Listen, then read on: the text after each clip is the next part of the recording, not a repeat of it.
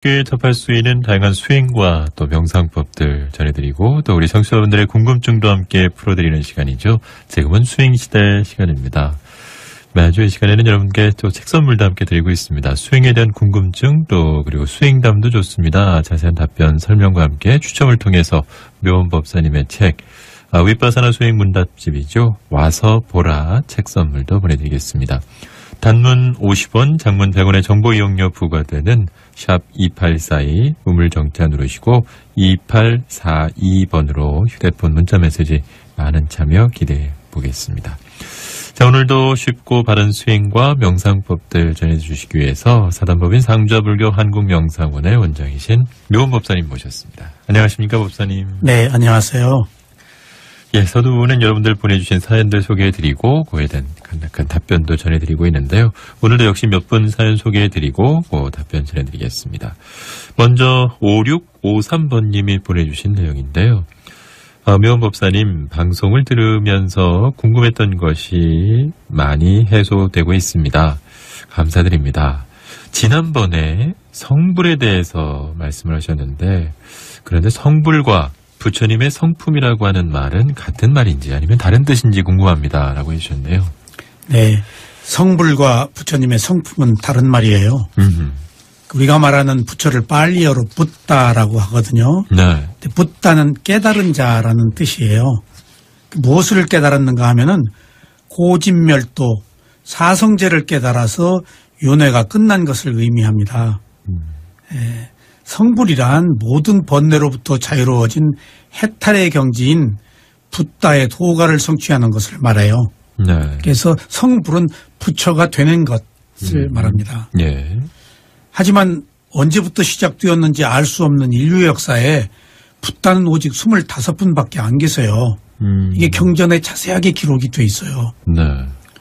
그래서 누구나 붓다가 될 수는 있지만은 아무나 붓다가 되지를 못합니다. 붓다는 겁을 통해서 한 번씩 출현하시므로 인류 역사의 매우 희귀한 선각자이십니다. 그래서 우리가 말하는 성불의 의미는 붓다와 똑같이 윤회가 끝나는 아라한의 경지를 이르는 것이라고 이해하시면 좋겠어요. 네. 워낙 되기가 어려우니까. 그중에 부처가 되려고 하면 못 되잖아요. 네. 그래서 부처와 똑같이 윤회가 끝나는 아라한을 성불로 이해하시면 무리가 없을 겁니다. 다음으로 부처의 성품에 대해서 말씀드릴게요. 네. 부처의 성품이란 부처의 마음이거든요.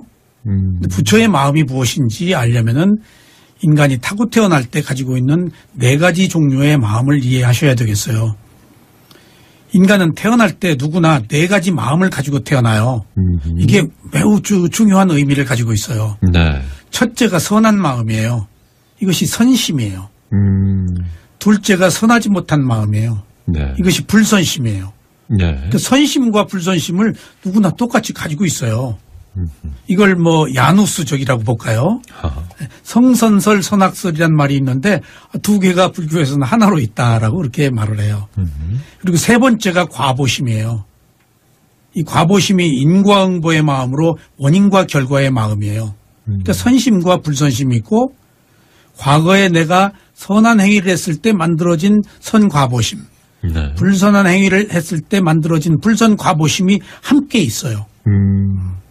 그래서 이 3가지 마음을 함께 가지고 태어나요. 네. 그리고 4번째가 작용만 하는 마음이에요. 이것이 부처의 마음이에요. 아라한의 마음이고. 아하. 우리가 부처의 성품이라고 말하는 것이 바로 4번째 말하는 단지 작용만 하는 마음을 여기서 말하고 있어요. 붓다는 선심, 불선심, 과보심을 여의고 오직 작용만 하는 마음만 가지고 계세요. 그래서 새로운 욕망을 일으키지 않아요. 그렇기 때문에 다시 태어나는 마음이 일어나지를 않아요. 우리가 말하는 선심과 불선심은 항상 붙어있는 상대적 마음이에요. 그러니까 선하다고 할 때는 불선이 있어요. 네. 불선이라고 할 때는 선한 것이 함께 붙어 있어요. 아하. 근데 부처님의 마음은 선과 불선을 뛰어넘는 단지 작용만 하는 마음이기 때문에 상대적인 개념의 마음이 아니고 오직 모두 선한 마음이에요. 이것이 바로 부처의 성품인 단지 작용만 하는 마음이에요. 그러니까 부처의 성품이 뭐냐 그러면은 부처님은 단지 작용만 하는 마음 가지고 계시다. 선하다, 선하지 못한 것을 뛰어넘는다. 그런데 이게 좀 어렵죠. 우리가 수행을 해서 우리 마음의 내재에 있는 단지 작용만 하는 마음을 가질 때 부처나 아라한이 됩니다. 그러니까 이것들이 태어날 때 우리들에게 잠재되어 있지만은 어리석음과 욕망이 눈을 가리어서 잠재되어 있는 이런 마음이 개발이 안 되는 거예요. 그래서 부처의 마음과 범부의 마음이 똑같다라고 하는 것은 단지 작용만 하는 마음을 똑같이 가지고 태어났는데 부처는 그걸 개발해서 완전히 그 마음을 가지고 계시고 범부는 그 마음이 있지만은 실제로 개발이 되어서 완전하게 그 마음을 못 갖는 거예요. 근데 이미 이 마음은 우리가 태어날 때 네 가지 마음 속에 하나로 가지고 있어요. 그러니까 우리 마음이 부처다라고 하는 배경에는 단지 작용만 하는 마음의 근기가 있다. 그렇게 이해하시면은 궁금증을 풀 수 있을 거예요. 그래서 우리가 이 마음을 단지 작용만 하는 마음을 갖는 것이 우리 수행자들의 궁극의 목표이겠습니다. 그렇습니다. 그래서 부처의 성품이라는 것은 단지 작용만 하는 마음, 부처의 마음을 뜻합니다. 네. 자, 명월 밝혀 매주 금요일 이 시간 명월 법사님 모시고 우리는 지금은 수행시대 꾸며드리고 있습니다. 계속해서 여러분들 문자 메시지 사연 한두 가지 더 소개를 드리고 또 본 내용 들어가겠습니다. 이번에는 7087번님 보내주신 내용입니다. 명월 법사님, 이런 질문을 드려도 될지 모르겠습니다. 무척 궁금해서 문자를 올리게 되는데요. 한 겁이 지나면 우주가 다시 시작되는지요? 라고 해주셨습니다. 네. 원래 부처님은 이런 질문 안 하세요. 네. 근데 저는 아직 부처님 수준이 아니니까 질문해 드릴게요. 예. 먼저 겁을 이해하시는 게 좋겠어요. 겁이란 헤아릴 수 없는 단위의 시간을 의미하거든요. 1겁이란 사방 200자의 바위가 있는데 100년에 한 번씩 천인이 옷자락을 쓸고 지나가서 이 바위가 모두 닳아 없어지는 시기예요. 네. 상상을 해보세요. 엄청. 네. 그러니까 불교가 그런 의미에서는 시간과 공간을 초월하는 우주적 의미를 담고 있다라고 말을 해요. 네. 그래서 겁은 상상을 초월하는 그런 세월입니다. 그런데 시간 개념은 인간 세상과 천상이 달라요. 네. 인간이 한평생을 사는데 60년 걸리는데요. 천상에서는 하루예요. 네네. 정말 문틈으로 말 타고 지나가는 것 같이 짧죠. 그러니 이런 문제를 우리의 인식의 영역 밖에 있는 것들이거든요. 네. 그래서 사실 이런 것들이 지금 우리들에게 당장이 필요한 얘기는 아닙니다. 또 질문하신 내용처럼 겁에 상관없이 우주는 계속돼요. 네. 겁은 시간의 개념이고 우주는 조건에 의해서 끊임없이 생성소멸하거든요.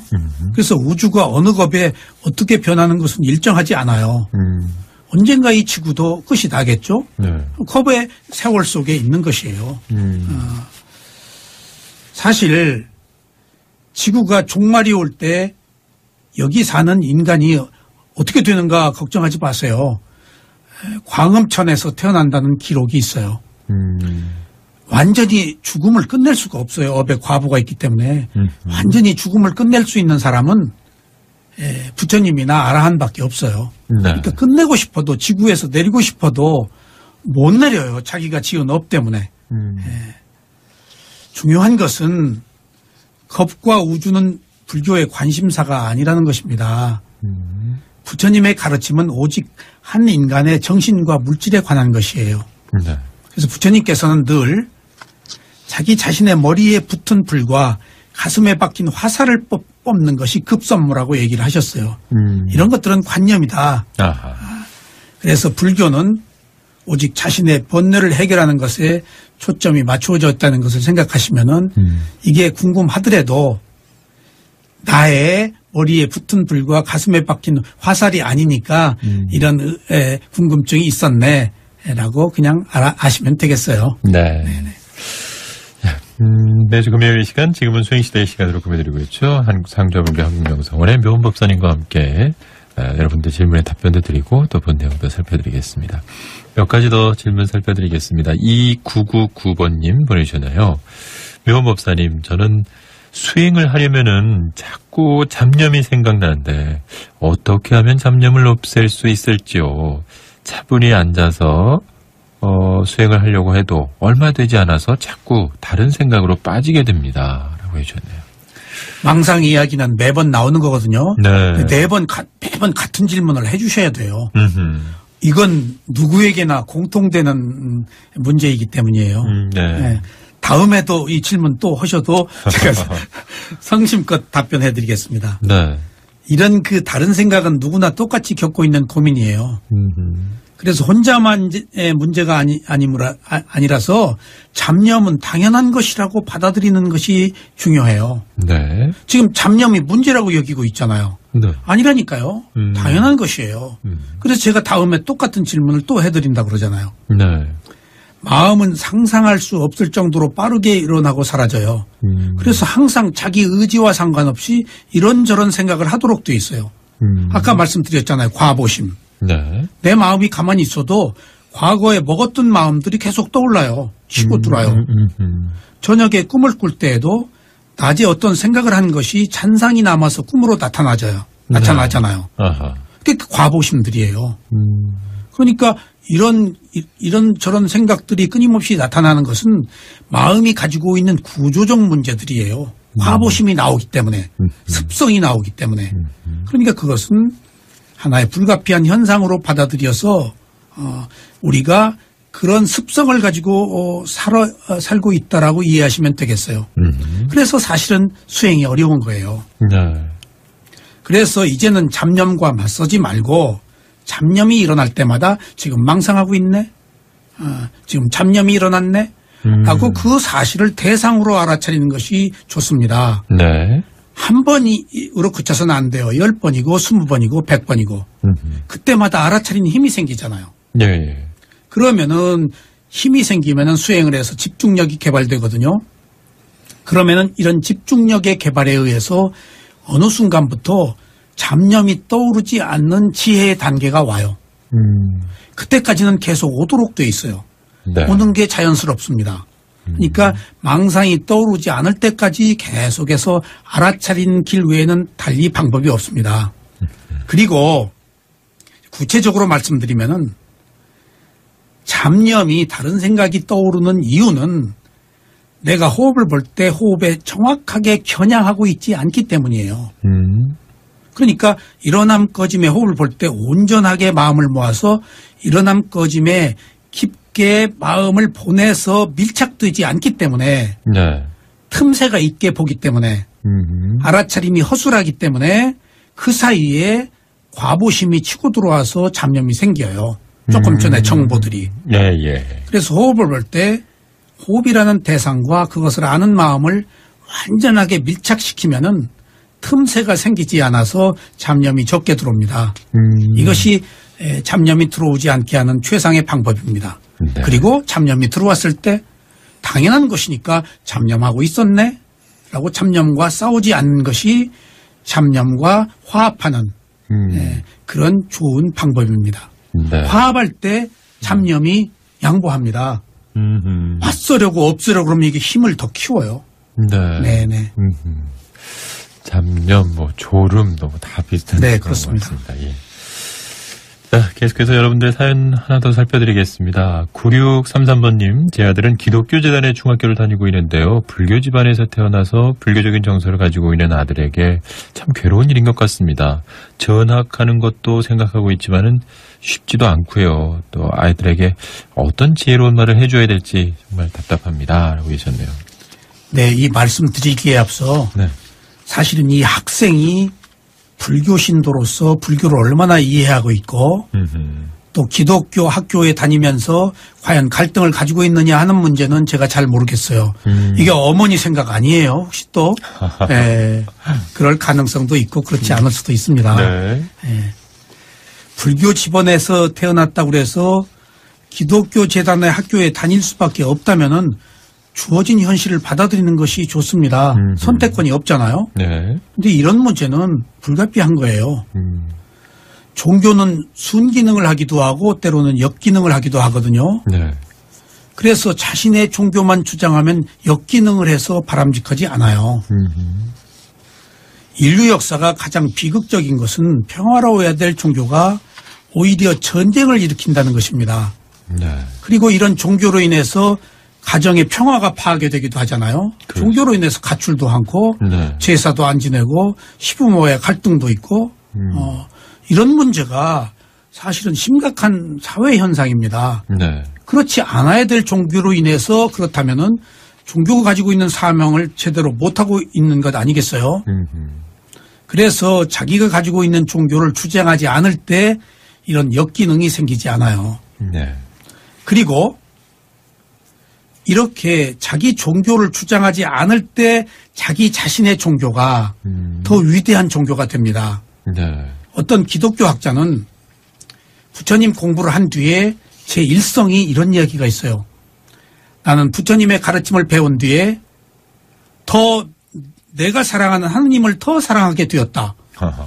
이건 대단한 이야기입니다. 부처님은 누구를 배척하고 그것을 버리라고 하지 않고 다 선택하고 가되 우리가 괴로움을 어떻게 해결하는가 하는 것에 초점이 맞추어져 있거든요. 네. 그렇기 때문에 부처의 가르침은 자기 특정한 종교를 주장하고 아닌 것을 배척하라고 하지를 않아요. 그래서 불교만 전쟁이 없는 이유가 거기 있습니다.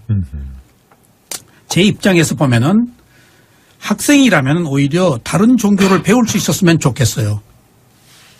왜냐하면 아드님이 전인적 인격을 갖기 위해서는 기독교에 대해서 배타적인 감정을 갖지 않도록 해야 됩니다. 너 불교도인데 기독교 그거 믿어서 돼? 라고 하면은 아이들을 편협하게 하는 거예요. 기독교의 학문이나 기독교의 문화나 사상은 나름대로 또 역사의 한 자리를 매기고 있단 말이에요. 네.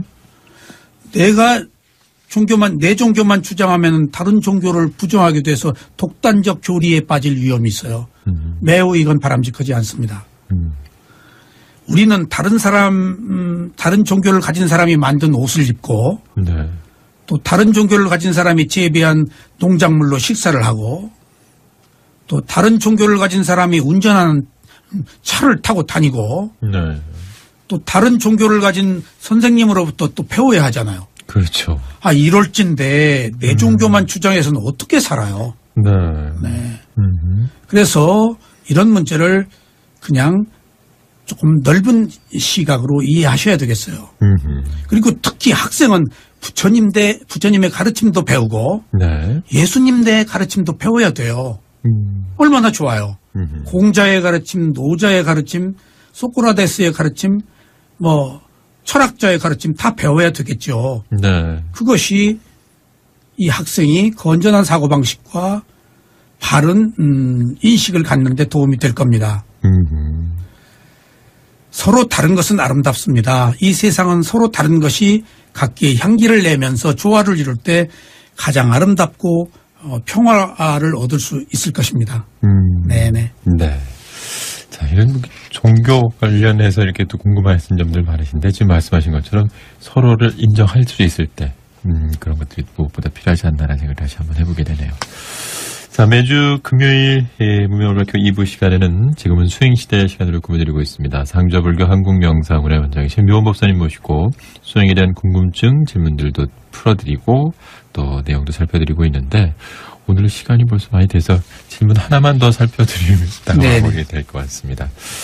6101번님 보내주신 내용인데요. 묘원법사님, 법사님께서 말씀하신 열반 개념은 어느 정도 조금 이해를 하겠는데 반열반 개념은 좀 어렵습니다. 어떤 뜻인지 한 번 더 설명 부탁드립니다. 라고 해주셨네요. 네네. 열반이나 반열반이나 큰 의미에서는 같은데요. 네. 조금 자세하게 말씀을 드릴게요. 열반이라는 것은 탐욕, 성냄, 어리석음의 번뇌가 불타서 소멸한 상태를 말하거든요. 예. 근데 이 소멸한 상태가 의식이 끊어진 상태예요. 네. 잠깐 의식이 끊어져요. 아. 그래서 열반에 이르기내도 들어갈 수 없다는 말이 그런 뜻이에요. 부처님도 열반에 드셨을 때는 자기 자신이 의식하는 상태가 끊어져요. 이게 특수한 정신적 상황이에요. 네. 근데 이 열반에 이르기 위해서는 무상고부화의 지혜가 나서 완전히 집착이 끊어질 때 그 결과로 이런 특별한 정신적 상태에 이르러요. 네. 이때 바로 탐욕성 내 머리석음의 번뇌가 불타야 열반에 들어가요. 아직 작은 실오라기만한 탐욕이나 괴로움, 그 다음에 나라는 자아가 있으면 못 들어가요. 완전히 청정해진 상태. 예, 그래서 이런 열반이 죽을 때 경험하는 열반이 있고 살아서 매번 경험하는 열반이 있어요. 네. 그러니까 지금 우리가 말하는 죽을 때 경험하는 열반과 살아서 경험하는 열반을 두 가지로 나누면은 첫째, 살아있을 때 경험하는 열반을 유여의 열반이라고 해서 몸을 가지고 체험하는 열반. 네.